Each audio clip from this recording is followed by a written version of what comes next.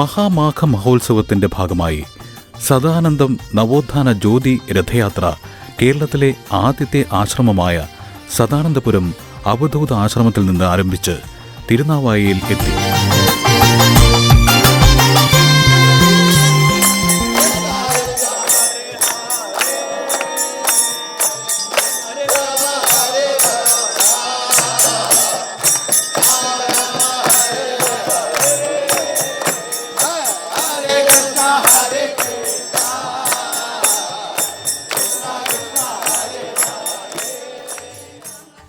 ആശ്രമ മഠാധിപതിയും കേരളത്തിലെ ഏറ്റവും മുതിർന്ന സന്യാസിവര്യന്മാരിൽ ഒരാളുമായ സ്വാമി ചിദാനന്ദ ഭാരതിയുടെ നേതൃത്വത്തിലാണ് രഥയാത്ര നടത്തിയത്.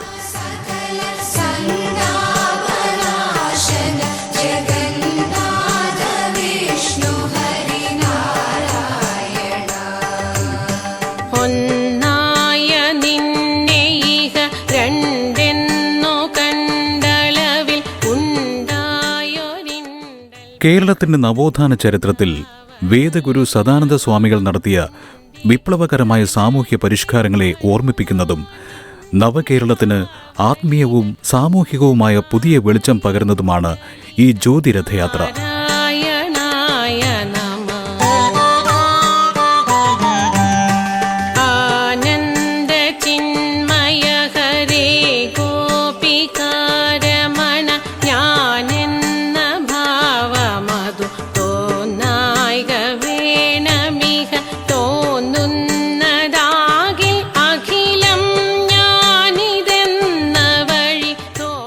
മഹാമണ്ഡലേശ്വർ സ്വാമി ആനന്ദവനം ഭാരതി നാവാമുകുന്ദ ക്ഷേത്ര പരിസരത്ത് രഥയാത്രയെ സ്വീകരിച്ച് ദീപം ഏറ്റുവാങ്ങി.